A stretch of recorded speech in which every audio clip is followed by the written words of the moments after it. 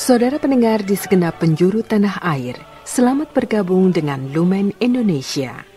Lumen Indonesia siap melayani Anda setiap hari.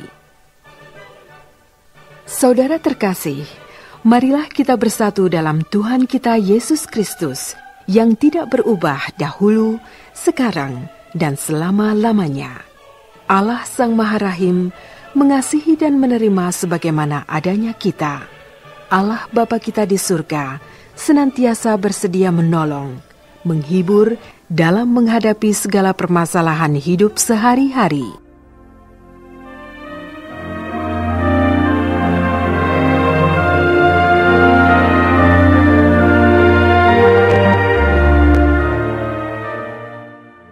Saudara-saudari, marilah kita mendengarkan renungan dengan judul Memiliki Belas Kasihan.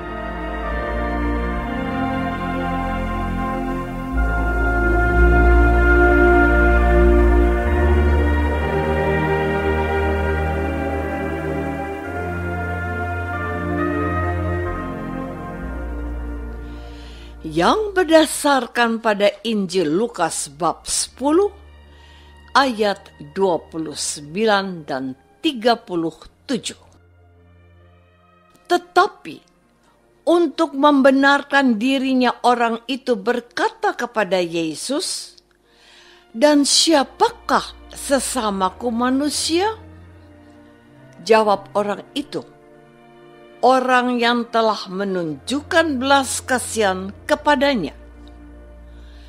Kata Yesus kepadanya, "Pergilah dan perbuatlah demikian."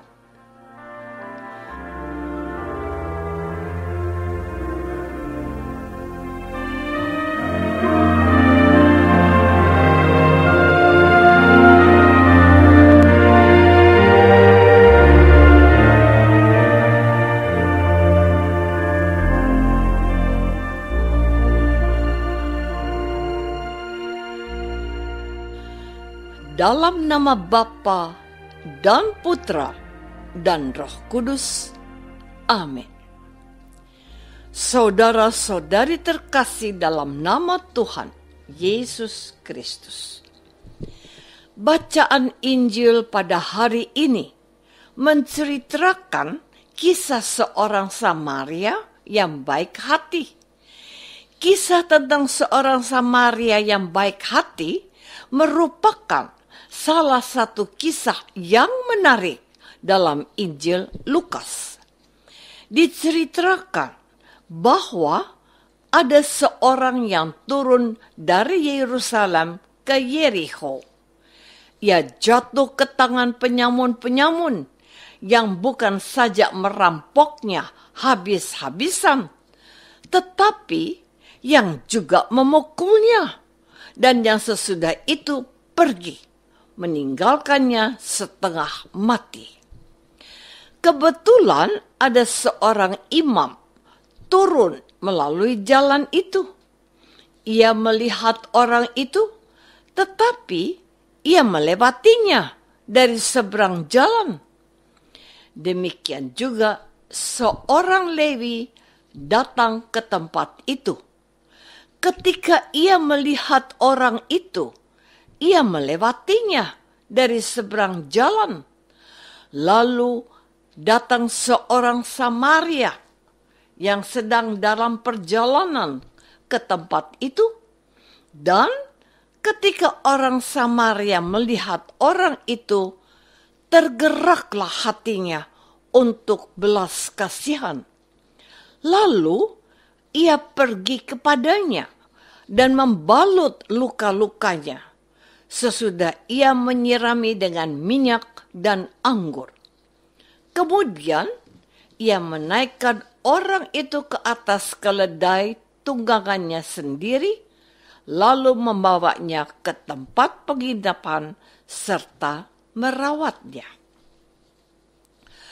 Saudara-saudari terkasih, tindakan orang Samaria yang baik hati dan penuh belas kasihan kepada orang yang menjadi korban perampokan tidak hanya berhenti di situ. Injil Lukas menceritakan bahwa keesokan harinya orang Samaria itu menyerahkan 2 dinar kepada pemilik penginapan, dan orang Samaria itu berkata, "Rawatlah dia, dan jika kau belanjakan lebih dari ini, aku akan menggantinya waktu aku kembali."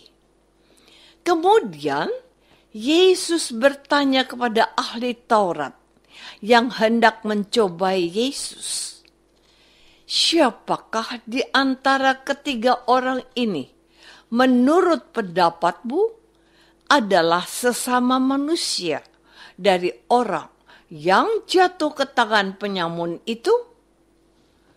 Jawab orang itu, "Orang yang telah menunjukkan belas kasihan kepadanya." Kata Yesus kepadanya, "Pergilah dan perbuatlah demikian." Dari sini terlihat bahwa orang Samaria yang dianggap hina dan berdosa oleh sebagian orang Israel malahan mampu berbuat kasih. Sementara orang Lewi dan imam yang dianggap suci dan baik justru tidak peduli dan tidak memiliki belas kasihan. Mereka terikat dengan hukum Taurat yang membuat mereka berdua kehilangan belas kasih. Saudara-saudari terkasih, belas kasihan merupakan sifat utama dari Allah. Belas kasihan sama dengan cinta kasih. Dan yang paling menarik bagi kita, para pengikut Yesus, adalah bagaimana orang-orang yang di satu sisi jelas-jelas mengaku memiliki agama dan taat kepada agamanya. Namun, mereka ternyata tidak mampu untuk menunjukkan belas kasihan kepada sesama yang berada dalam kondisi sangat membutuhkan tindakan yang nyata dan segera. Sedangkan di sisi lain ada orang-orang yang tidak memiliki atau tidak jelas agamanya, namun dapat menunjukkan sikap belas kasihan yang dapat dirasakan orang lain. Dari kenyataan ini, kita dapat memahami bahwa agama apapun tidak secara langsung membuat kita dekat dengan Allah, sehingga dapat menunjukkan sifat Allah yang penuh belas kasihan dengan menolong sesama yang sakit, miskin, dan tersisih.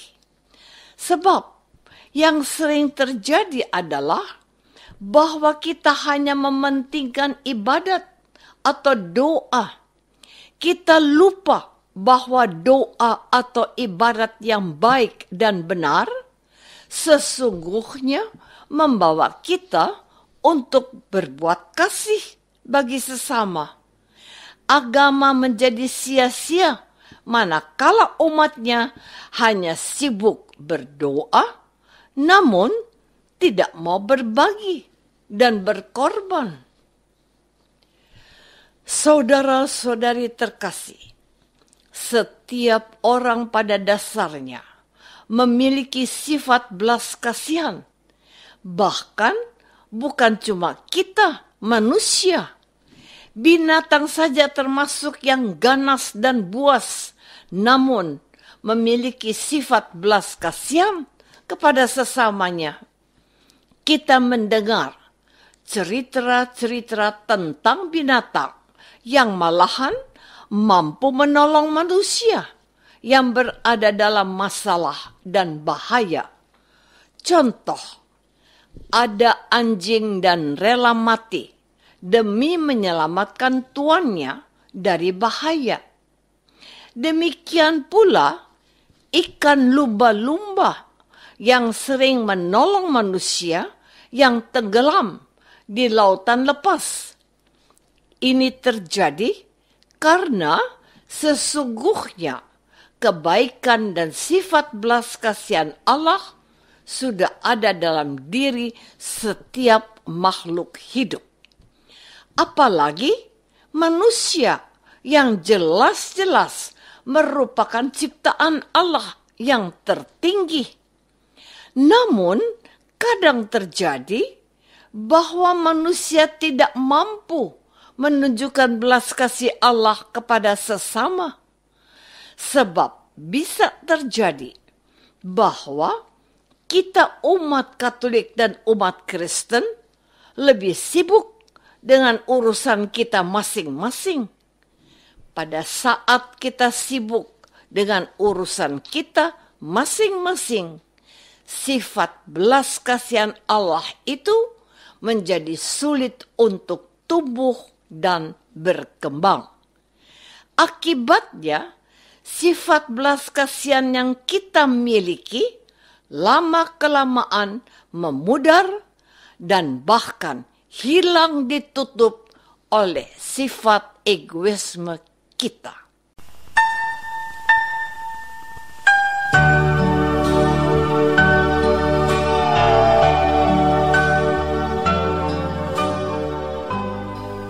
Saudara terkasih, marilah kita masuk dalam saat hening sejenak untuk meresapkan renungan yang baru saja kita dengar bersama dalam kehidupan iman kita masing-masing.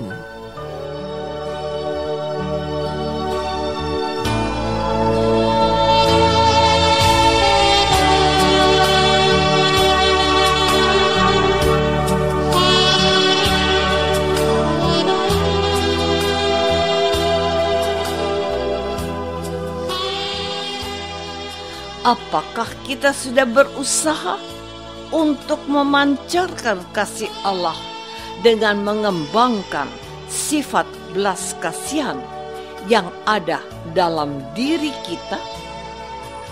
Marilah kita berdoa. Tuhan Yesus Kristus, Engkau memuji sikap orang Samaria yang penuh dengan sifat belas kasihan. Tuhan Yesus, kami mohon ampun sebab sebagai umat-Mu seringkali kami gagal untuk menunjukkan sifat belas kasih kepada sesama. Terkadang kami lebih sibuk dengan urusan kami sendiri. Doa ini kami persembahkan dalam nama Yesus, Tuhan dan pengantara kami. Amin. Semoga kita semua selalu dinaungi dan dibimbing oleh berkat Allah yang Maha Kuasa. Dalam nama Bapa dan Putra dan Roh Kudus. Amin.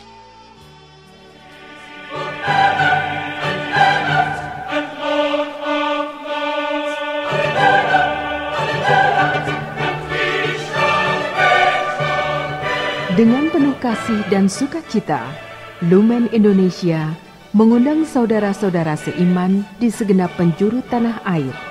Sekiranya ada tanggapan ataupun saran, kirimkan surat Anda ke Lumen Indonesia. Terima kasih atas perhatian Anda. Sampai berjumpa lagi dengan Lumen Indonesia pada waktu dan gelombang yang sama esok hari.